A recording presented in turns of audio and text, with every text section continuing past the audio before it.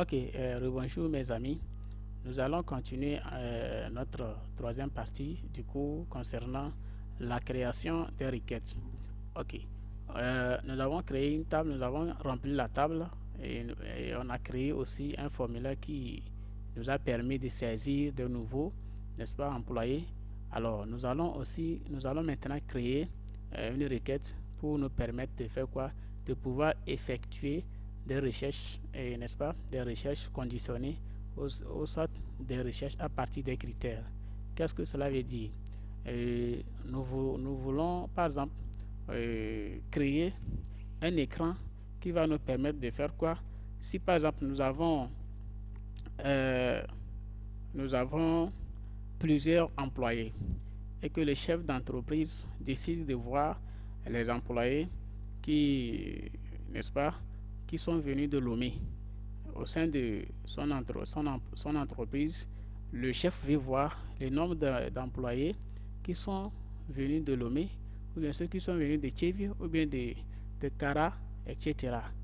Ou soit, peut-être que il veut voir parmi, n'est-ce pas, ces employés, les employés qui ont un âge supérieur ou égal à 60 ans. Là, pour préparer quoi? Leur retraite. Alors, à l'aide d'une requête, nous pouvons créer, n'est-ce pas, cette partie-là. Ok. Pour créer une requête, c'est quoi?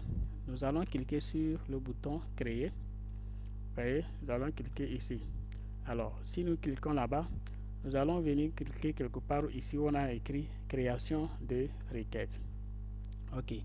Dès que vous cliquez là-bas, nous allons arriver sur cette partie-là. Cette partie-là va nous permettre de faire quoi? Vous allez constater que notre table là qu'on avait créée s'est affichée ici. Alors, une requête se crée toujours à l'aide d'une table. C'est pourquoi nous avons dit que la table est l'élément primordial d'une base de données. Ok. Alors ici, si on avait plusieurs types de tables, nous allons voir les tables là. Et c'est à nous maintenant de choisir la table que nous voulons utiliser pour notre requête. Alors, nous allons double-cliquer ici, soit ici, pour ajouter les éléments de notre table que nous avons créée afin de faire de ces éléments-là notre requête. Soit nous cliquons sur ajouter. Je clique sur ajouter et je vais fermer cette partie. Alors, j'ai l'élément là. Je fais sortir ça comme ça, je peux agrandir ça un peu. Un petit rappel. Nous avons plusieurs types de requêtes. Nous avons requête sélection. C'est la première des requêtes, la plus simple et la plus utilisée, qui permet de faire des sélections, n'est-ce pas, et des éléments parmi les éléments de la base de données. En dehors de cela, nous avons des requêtes, une requête qu'on appelle requête création de table, qui va nous permettre de créer d'autres tables au sein de notre base de données. Nous avons une requête ajout qui nous permettra, n'est-ce pas, d'ajouter des nouvelles informations au niveau de la base de données. Nous avons aussi des requêtes mises à jour qui vont nous permettre de faire toujours la mise à jour de nos produits. Et nous avons aussi, comment l'appelle-t-on, une requête suppression qui va permettre de supprimer un élément de la base de données. Ok, d'accord. Maintenant, ici, qu'est-ce que nous allons faire? Cette partie-là est réservée pour afficher les données que nous voudrons faire apparaître au niveau de notre requête. Alors, nous avons les éléments là ici. Nous allons double-cliquer sur celui-ci, par exemple, en numéro employé. Il est affiché en bas. Nous allons prendre civilité, on double-clique, il s'affiche ici. Nous allons prendre prénom, il s'affiche, nom, ville et date d'embauche. Alors, ici, dès que je clique sur exécuter, ces éléments-là vont s'afficher. Tous ces éléments-là vont s'afficher au niveau de ma requête. Ok, je clique sur exécuter. Voilà notre requête qui est créée. Nous avons 17 ou bien 16 employés. Ok. Maintenant, pour revenir à la part, au niveau là où nous avons ajouté les éléments, il faut toujours venir au niveau de l'équerre crayon et règle ici qu'on a nommé affichage. Vous cliquez en bas ici et vous allez sélectionner mode création. Ok. Ici, les éléments que je ne vais pas utiliser pour ma requête, je les supprime. c'est-à-dire je les masque et puis ils ne seront pas visibles sur, n'est-ce pas, dans notre requête. Alors nous allons cliquer par exemple numéro d'employé, on clique là-bas, vous voyez. Si nous cliquons sur exécuter, vous allez constater qu'il y aura plus le numéro, vous voyez, il n'y a plus numéro d'employé. Ok, je reviens toujours, je viens au niveau de mon création. Si je supprime la civilité, je décoche ici et je vais cliquer sur exécuter. Vous allez voir qu'on n'a plus, n'est-ce pas, civilité. Soit je vais sortir la date d'embauche, je viens, je décoche au niveau de date d'embauche, je vais exécuter et vous allez constater que nous n'avons plus de date d'embauche. Ok, voilà. Ça, c'est une requête, ça. Alors, nous allons revenir, ramener par exemple civilité et date d'embauche. Ok, maintenant, qu'est-ce que nous allons faire? Nous avons créé une requête sélection.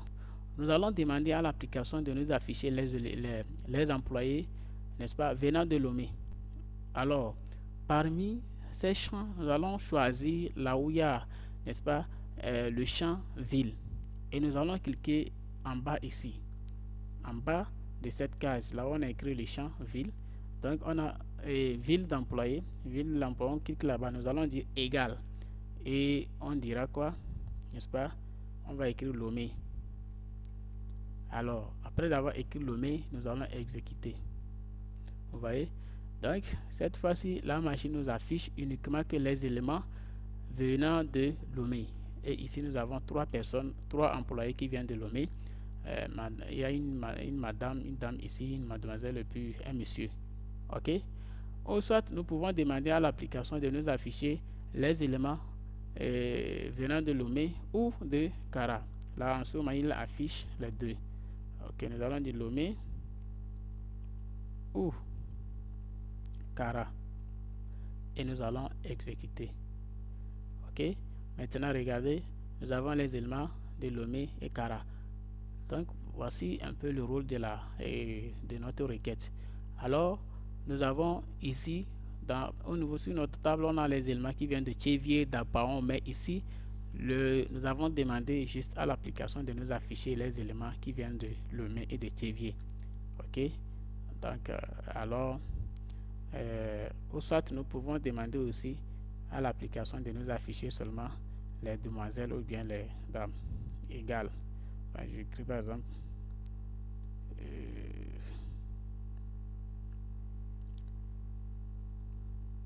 donc je vais exécuter. Vous voyez, donc ça veut dire que nous avons 2 dames. Il a affiché les 2 dames là-bas. Ok, donc voici un peu le rôle de notre requête. La requête nous permettra de sélectionner ou bien de faire des recherches, comme on a dit, par des critères. Ici, nous avons utilisé critère ville. On peut aussi utiliser le critère âge ou bien critère salaire, etc. Si on veut voir, par exemple, les personnes qui sont engagées ici ou bien qui ont un âge supérieur ou égal à 60 ans, vous allez faire la même chose. Vous venez ici, au niveau de l'âge. Ici, nous n'avons pas un champ qui parle de l'âge. Donc, sinon, vous devez venir au niveau de là et vous écrivez, on a dit 60 ans, vous écrivez 60 ans et vous allez valider tous les employés, n'est-ce pas, qui ont un âge supérieur ou égal à 60 ans vont s'afficher, ou bien qui ont un âge de 60 ans vont s'afficher. Si on veut supérieur ou égal à 60 ans, on peut utiliser supérieur à 60 ans et on valide et ils vont s'afficher aussi. Ok, maintenant nous allons valider nous allons enregistrer notre requête et on peut nommer ça requête sélection. Requête sélection. Et je vais cliquer sur enregistrer. Alors, nous pouvons maintenant fermer cette partie-là, ici. Ok, voici les 3 éléments que nous avons créés dans notre base de données. Premièrement, on a créé la base de données. Ensuite, nous avons créé une table. Nous avons rempli les éléments de la table.